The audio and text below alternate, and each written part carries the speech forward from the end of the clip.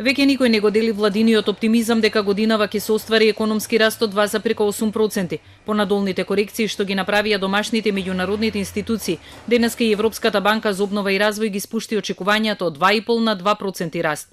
Завршувањето на политичката криза во земјата треба да помогне во враќање на довербата во економијата, но економските реформи мора да се забрзаат, напиша ЕБОР. Потребни се мерки за промовирање на вклученоста на приватниот сектор во инфраструктурата. Владата треба да ја ревидира легислативата за концесии и јавно-приватни партнерства за поттикнување на вклученоста на приватниот сектор во транспортот и енергетскиот сектор.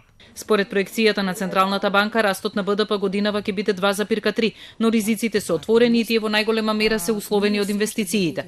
Владата пак уверува дека капиталните проекти значително ќе забрзаат и дека може да се оствари раст кој е движен од приватниот сектор.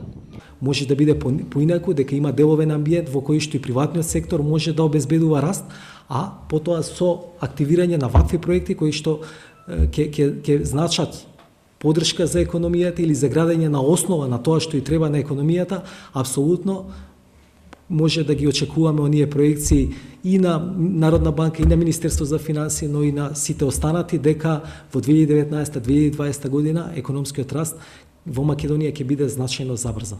Институтот Finance Think уште во јуни излезе со очекување дека економскиот раст годинава ќе биде 2,2%.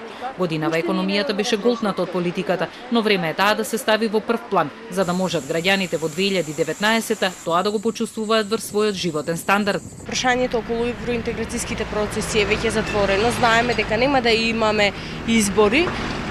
Очекуваме дека во следните овие неколку месеци ќе биде фокусот целосно ставен врз економијата и оние планирани проекти ќе бидат во целост реализирани, за овие проекции да бидат реализирани, но исто така очекуваме дека во следните неколку месеци ќе се стави поголем фокус на планирањата за идната година да ја стартуваме со подготвени планови, јасна визија за тоа каде сакаме да стигнеме на крај на 2019 година. Наспроти очекувањата на ММФ дека македонската економија годинава ќе достигне раст од 1,6%, а Светска банка 2,5%, владата ги спушти своите очекувања од 3,2% на 2,8%.